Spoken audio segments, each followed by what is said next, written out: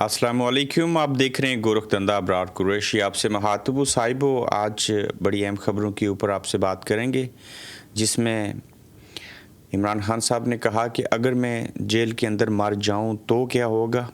साबिक क्रिकेटर जो हैं उन्होंने इमरान खान साहब के बारे में बड़ी हैरानकुन और बड़ी अहम गवाही दी है। यही मेरे ख्याल से काफ़ी गवाही है किसी को समझने के लिए।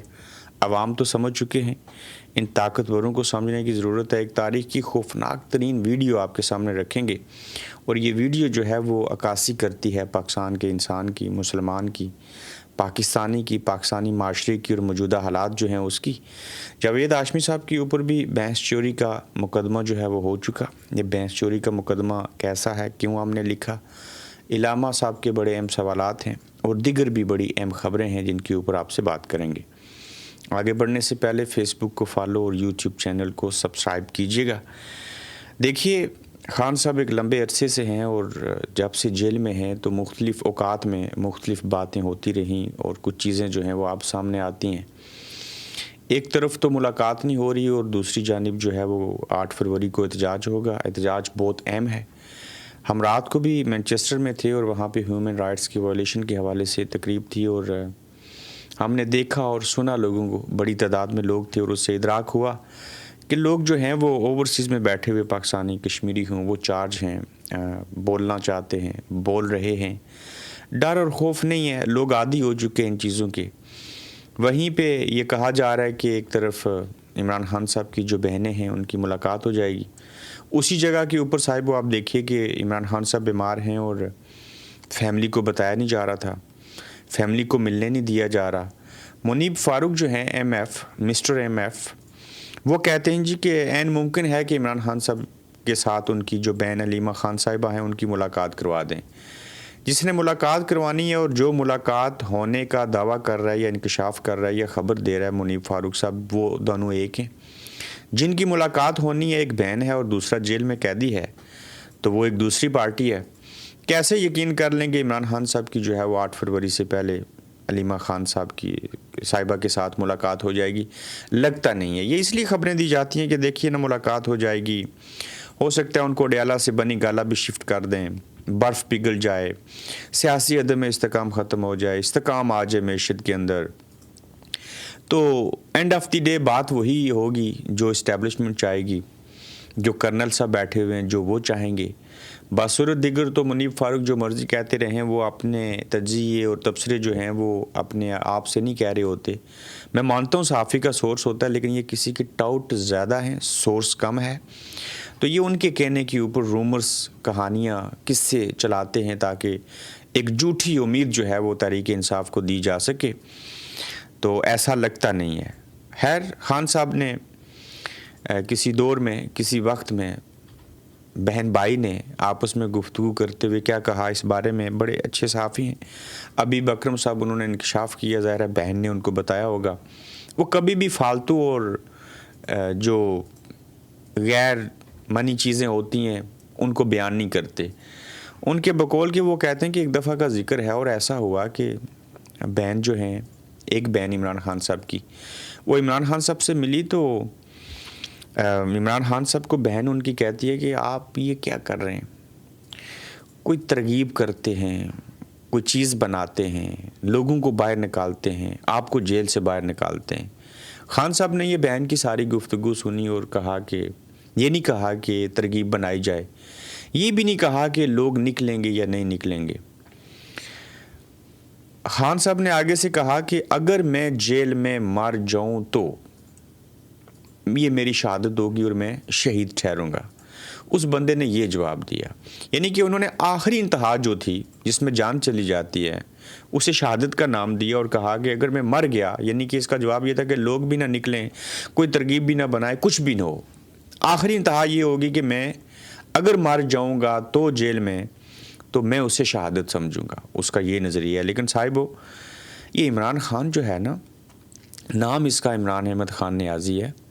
साहिबो याद रखिए, ये इंसान है, मुसलमान है, ये कोई लोहे का बना हुआ नहीं है जो आप लोगों की खातिर वहाँ पे ठहरा हुआ है। उसकी भी वो इंसान है और एक हद तक چیزوں کو برداشت کیا جا سکتا ہے وہ آپ کے لیے جیل برداشت کر رہے ہیں نا. میں نہیں کہتا عمران خان نے اکیلے جیل برداشت کی, بڑے بڑے سیاستدان جیلوں میں رہے, پھانسیاں ہو گئیں, دنیا سے چلے گئے, لیکن یہ کوئی لوہے کا نہیں بنا ہوا جو اتنا زیادہ عرصہ قیام کرے گا, اور ساری زندگی بھی کسی نے زندہ نہیں رہنا. لیکن اس کی سوچ دیکھیے, وہ کہتے ہیں کہ اگر میں جیل میں مر جاؤں تو یہ میرے لیے شہادت کا باعث ہوگا.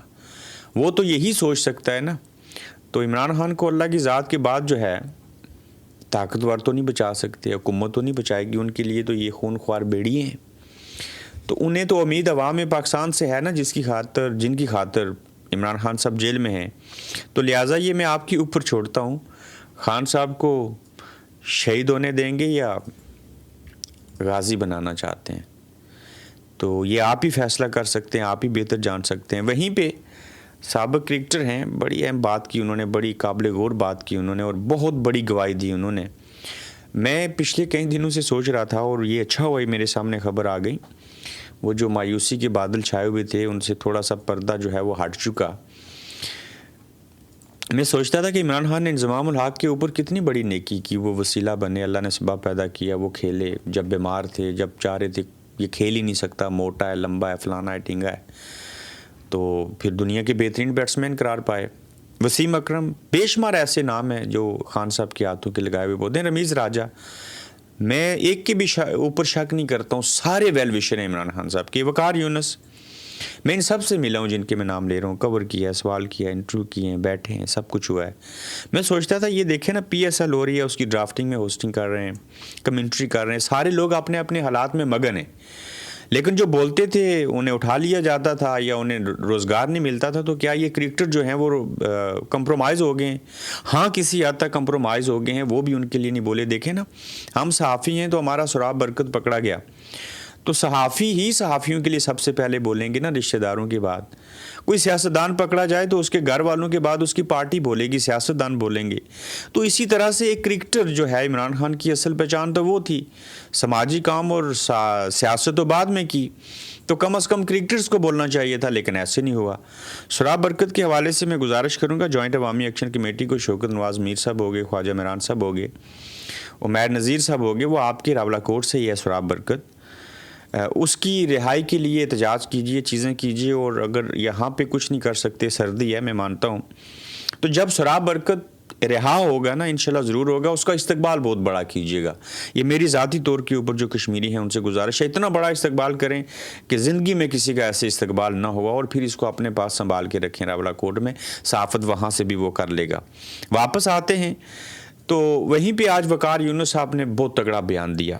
وقار یونس نے ایسی گواہی دے دی, وہ کہتے ہیں کہ عمران خان اگر ہمیں کہے نا کہ اس بلڈنگ سے چھلانگ لگانی ہے, میں آنکھیں بند کر کے چھلانگ لگا دوں گا. ہمارا ایسا بلیو ہے اس شخص کے اوپر. جو انہوں نے واضح طور کے اوپر الفاظ کہے صاحب, وہ یہ ہیں کہ عمران خان اگر مجھے کہتا, انہوں نے اپنی ذات کی بات کی ہے کہ وقار یونس کے بقول کہ عمران خان اگر مجھے کہتا کہ چھت سے چھلانگ لگا دو, تو میں نے دوسری مرتبہ پوچھنا نہیں تھا کیوں لگاؤں, کب لگاؤں, کیسے لگاؤں, کیوں نہ لگاؤں. تو کہتے ہیں میں نے پوچھنا نہیں تھا کہ کیوں لگاؤں. ہماری کامیابی کا راز یہی ہے کہ ہم نے ایک ایسے لیڈر کو فالو کیا جو ایماندار تھا. کس میں لیڈر تھے؟ کیپٹن تھے, لیڈ کرتے تھے. وقار یونس لوگ ان کو فالو کرتے تھے, اسے اپنا لیڈر مانتے تھے. آج بھی کہتے ہیں کہ عمران خان اتنا ایماندار ہے کہ اگر وہ کہتا کہ اس بلڈنگ سے چھلانگ لگا دو, سوال نہ کرتے, اف نہ کرتے, چھلانگ لگا دیتے بنا پوچھے, کیونکہ وہ ہمارا لیڈر تھا, ایماندار تھا. اور وہ ایماندار اتنا تھا کہ چھلانگ لگانے کا بھی کہتا تو ہم چھلانگ لگا دیتے. تو لہٰذا وقار یونس کو داد دینی پڑے گی. بولے جہاں کہیں بولے, جیسے کیسے بولے, دبنگ بولے, بہت اچھے بولے, اور میرے خیال سے یہ ایک بہت بڑی گواہی ہے ایمانداری کی. اور پھر ان لوگوں کو شرم سے ان کا جھک جانا چاہیے, ان بغیرتوں کا, ان ڈیٹھ لوگوں کا جنہوں نے 300 FIR عمران خان صاحب کے اوپر کاٹی. اور تب کاٹی جب وزیر اعظم بننے کے بعد وزارت عظمیٰ سے ہٹائے گئے, رجیم چینج ہوا. اس سے پہلے عمران خان ایماندار تھے. یہ 3 سال پہلے تک ایک FIR نہیں تھی, کوئی قصہ نہیں تھا, لیکن اب 300 FIR کاٹی. کیا کیا چیزیں نہیں کی گئیں صاحبو, کیا کیا نہیں ہوا. بہت ساری خبریں ہیں آپ کے سامنے رکھنی ہیں. کیا آپ یہ مان سکتے ہیں کہ میں کیمرے کے سامنے بیٹھ کے اس مائک کے اوپر آپ سے بات کر رہا ہوں, اس کیمرے کے ذریعے میرا اور آپ کا تعلق ہے, آپ مجھے دیکھ رہے ہیں, مجھے سن رہے ہیں. آپ لوگ جہاں پہ ہمارا احساسہ ہے وہیں پہ میں یہ مثال دے رہا ہوں. جدید دور ہے، ٹک ٹاک ہے، یوٹیوب ہے، فیس بک ہے، انسٹاگرام ہے، ایکس ہے، ٹویٹر جس کو کہتے ہیں. اس جدید دور میں بھی کسی سیاستدان کے اوپر بحث چوری کا مقدمہ بن سکتا ہے. یعنی کہ آپ یہ مان سکتے ہیں کہ جاوید ہاشمی صاحب نے بحث چوری کی؟ کیا آپ یہ مان سکتے ہیں کہ ذوالفقار علی بھٹو جو تھے انہوں نے چاول جو ہیں ان کی سمگلنگ کی ہوگی؟ کیا آپ کم از کم یہ مان سکتے ہیں کہ جو ظہور الہی صاحب تھے ان کے اوپر بحث چوری کا مقدمہ بنا ہوگا؟ یہ سب چیزیں بنی ہیں. میں صرف آپ سے سوال پوچھ رہا ہوں. کیا کم از کم آپ یہ بھی سوچ سکتے ہیں کہ کوئٹہ میں قتل ہو جائے اور زمان پارک میں عمران خان بیٹھا اور وہ قتل کر دے اور مقدمہ بن جائے؟ کیا آپ یہ بھی سوچ سکتے ہیں کہ فواد چودھری جو ہے اس کے اوپر ٹوٹیاں، نلکی اور کھاد اور یوریا چوری کرنے کا جو ہے وہ مقدمہ بن جائے اور اس نے ایسے کیا ہوگا؟ یہ سب کچھ ہوا ہے. جاوید ہاشمی صاحب کے اوپر مقدمہ بنا ہے بجلی چوری کرنے کا. ٹھیک ہے، اب اس کے اوپر ہم نے یہ لکھا کہ یہ بجلی چوری کا مقدمہ نہیں، یہ مقدمہ ہے بینس چوری کا. چونکہ بینس چوری کرنے کا مقدمہ بھی پاکستان کے سیاستدانوں کے اوپر بن چکا ہے. یہ مجھے پہلی بار اس کی تصدیق تب ہوئی تھی جب میں موجودہ نائب وزیر اعظم، ڈپٹی وزیر اعظم جو اسحاق ڈار صاحب ہیں ان کا انٹرویو کیا تو میں نے ان کو پوچھا کہ آپ نے کہا کہ بینس چوری کا مقدمہ بنا، تو ہم کھانا کھا رہے تھے تو انہوں نے مجھے کنفرم کیا کہ ابرار صاحب ہاں بینس چوری کے مقدمے کی بات درست ہے، اور نام بتایا انہوں نے ظہور الہی صاحب کے اوپر بنایا گیا تھا اور پرویز الہی صاحب کے جو والد ہیں. تو آج پھر سے میں کہتا ہوں کہ یہ بجلی چوری کا مقدمہ نہیں بنا، مخدوم جاوید ہاشمی صاحب کے داماد کے اوپر بجلی چوری کا مقدمہ بنایا گیا، بلکہ یہ جاوید ہاشمی کے اوپر مقدمہ ہے اور ان کے داماد کے اوپر بحث چوری کا مقدمہ ہے، بجلی چوری کرنے کا مقدمہ نہیں ہے. تو یہ ہماری ریاست تمام اخلاقیات چیزیں جو ہیں ان کو کھو چکی ہے، کوئی اخلاقیات باقی نہیں بچی، اور یہ جو ہمارا نظام ننگا اور گنجا ہو کے ہمارے سامنے گھوم رہا ہے. ہمیں شرم آ رہی ہے وہ کیا کر رہا ہے، لیکن ان کو شرم نہیں آ رہی. رات کو پھر ہم کھانے پہ بیٹھے تقریب کے بعد، تو وہاں پہ جاوید صاحب ہیں بڑے اچھے کاروباری، تو انہوں نے پوچھا عمران ریاض سے ایک سوال، کیا وجہ ہے کہ یہ لوگ 1947 سے لے کے آج تک جو ہے 77 سالوں سے ایک ہی کام کیے جا رہے ہیں، تو انہیں نہیں لگتا کہ یہ وہ غلط کر رہے ہیں؟ یعنی کہ اسٹیبلشمنٹ والے تو وہ سب سیاستدانوں کے ساتھ ایسا کر رہے ہیں، تو کیا وجہ ان کو نہیں لگتا یہ غلط ہے؟ ہمیں تو لگتا ہے یہ غلط ہے. تو عمران ریاض نے بڑا اچھا جواب دیا. وہ کہنے لگے کہ انہیں تو لگتا ہے کہ وہی جو کر رہے ہیں وہی صحیح ہے، یہ تو ہمارے خلاف ہمارے ساتھ برا ہو رہا ہے، اس لیے ہمیں برا لگ رہا ہے کہ یہ غلط ہے. ان کے لیے تو ٹھیک ہے، چونکہ وہ ان کے مفادات کا تحفظ ہے. سیاستدانوں کو جیل میں ڈالنا، رجیم چینج کرنا، الیکشن چوری کر لینا، لوگوں کو مارنا، چار دیواری کا تقدس بمال کرنا، تو بہت ساری چیزیں ہیں ایسی. میں آنے والے دنوں میں ایک بڑی اچھی پوڈ کاسٹ کرنے جا رہا ہوں عمران ریاض صاحب کے ساتھ، اس کو ضرور دیکھیے گا. وہ ایک پورا ریولوشن ہوگا، ایک کتاب کی مانند ہوگی. اس میں بے شمار ایسی چیزیں ڈسکس کی جائیں گی جنہیں آپ سنیں گے، دیکھیں گے تو کہیں حوصلہ بھی ملے گا، کہیں آپ کو دکھ اور افسوس بھی ہوگا، اور کچھ ایسی چیزیں ہوں گی جو آپ کے لیے بڑی حیران کن بھی ہوں گی اور منی خیز بھی ہوں گی. تو لہٰذا کہنے کی بات یہ ہے کہ آوے کا آوا بگڑ چکا ہے، اور وہیں پہ ایک تاریخ کی خوفناک ترین ویڈیو صاحب، آپ اس کو دیکھیے سکرین کے اوپر. یہ معاشرے کی بہترین عکاسی ہے، یہ انسان کی عکاسی ہے، مسلمان کی ہے، پاکستانی کی ہے، پاکستان کے انوائرمنٹ کی ہے، پاکستان کے معاشرے کی ہے. ایسی عکاسی ہے صاحب ہو کہ یہ پھر بات ہوگی گٹر کی، گندگی کی، گٹر کے ڈھکن کی، لیکن ہم ڈھکن تک اور انسان تک اور اشرف المخلوقات جو انسان اور اوپر سے مسلمان ہے اس تک محدود رہتے ہیں. قصور کا علاقہ ہے چونیا، عملہ آیا، گٹر پر ڈھکن رکھا، تصویر بنائی، اور پھر جاتے ہوئے اگلی تصویر کے لیے ڈھکن ساتھ.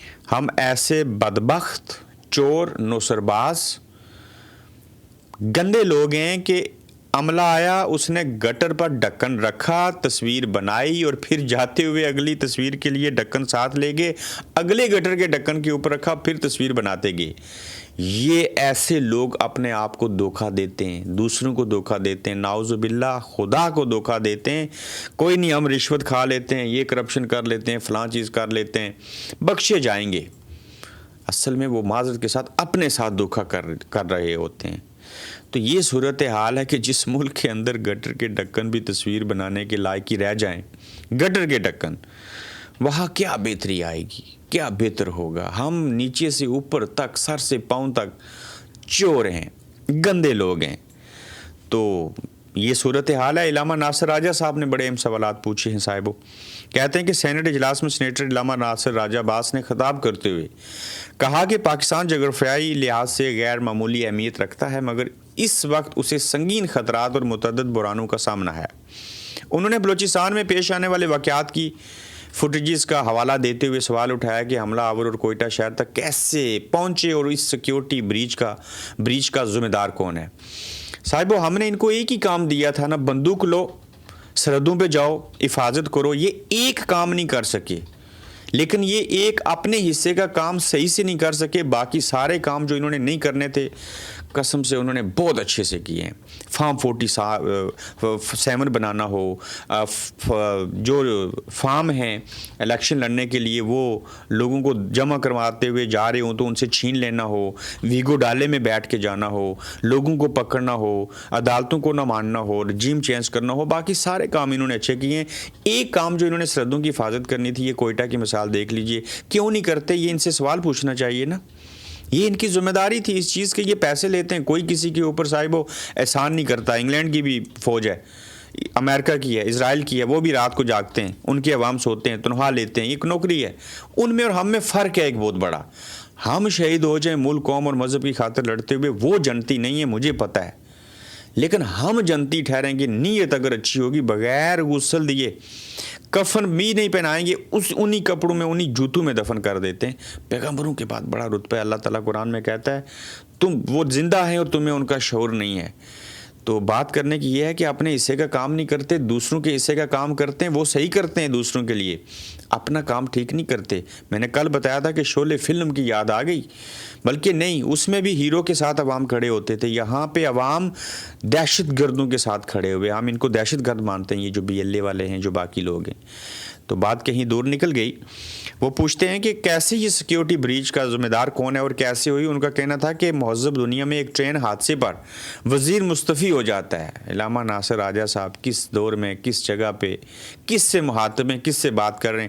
13 شہروں کے اوپر قبضہ ہو گیا، کتنے ہمارے فوجی بھائی شہید ہو گئے، کتنا بڑا حادثہ کیا دہشت گردوں نے، اور آج ہم جو ہے وہ کہیں پہ بسنت منانے جا رہے ہیں، کہیں پہ آج کے دن میں لاہور اور کن کن جگہوں کے اوپر اسلام آباد میں فیسٹیول منائے جا رہے ہیں اور جشن منایا جا رہا ہے۔ اس قوم کے سر کے اوپر، حکمرانوں کے سر کے اوپر جوں تک نہیں رینگی۔ آپ بات کرتے ہیں کہ یہ لوگ جو ہیں پوچھ رہے ہیں کہ اس کا ذمہ دار کون ہے، اور مہذب دنیا میں ٹرین حادثے کی مثال دیتے ہیں، جس کے بعد وزیر اور لوگ اور سربراہ اور انٹیلیجنس کے سربراہ، اس انگلینڈ میں یہ حادثہ ہوتا، انٹیلیجنس کے سربراہ کو استعفیٰ دینا پڑتا اور معافی مانگنی پڑتی قوم سے۔ کہتے ہیں کہ بلوچستان میں اتنے بڑے واقعات کے باوجود کسی کا احتساب نہیں ہوا، حالانکہ صوبے میں سالانہ 80 ارب روپے سیکیورٹی پر خرچ کیے جاتے ہیں۔ بھائی پیسے کدھر گئے؟ کس سیکیورٹی کے اوپر لگائے؟ پوست کی فصل کاشت کر لی۔ پھر کہتے ہیں کہ انہوں نے سوال کیا کہ 3-4 گھنٹے جاری رہنے والے حملے کو میڈیا پر عوام کے سامنے کیوں نہیں لایا گیا، اور ہم اس دوران کرکٹ میں کیوں مصروف رہے؟ کیا انسانی جانیں ہمارے لیے غیر اہم ہو چکی ہیں؟ یہ ساری صورتحال ہے۔ بہت ساری خبریں اور بھی تھیں، وقت کی قلت ہے، ان کو اگلے ایپیسوڈ میں انشاءاللہ ہم ضرور ڈسکس کریں گے۔ وزیر اعلیٰ کی وزیر اعظم سے جو ملاقات ہوئی ہے سہیل افریدی صاحب کی، اس کے حوالے سے ایک اچھا عمل ہوا۔ کچھ اور خبریں ہیں جو انٹرنیشنل ہیومن رائٹس کی تنظیم ہے، اس نے مطالبہ کیا ہے ایمان مزاری اور ہادی علی چٹھا کے حوالے سے۔ وہ کہتے ہیں کہ ان کی فوری رہائی ہونی چاہیے۔ چلیں کچھ نہیں، آخر کار وہ بولے تو صحیح، کوئی تو بولا۔ یہی انٹرنیشنل تنظیمیں پاکستان میں دھاندلی ہوئی، ساری چیزیں ہوئی، اس کے اوپر نہیں بولے تھے، لیکن چلیں کم از کم اس کے اوپر بولے ہیں، ہم انہیں داد دیتے ہیں۔ اپنا خیال رکھیے گا، جلد آپ سے پھر ملیں گے۔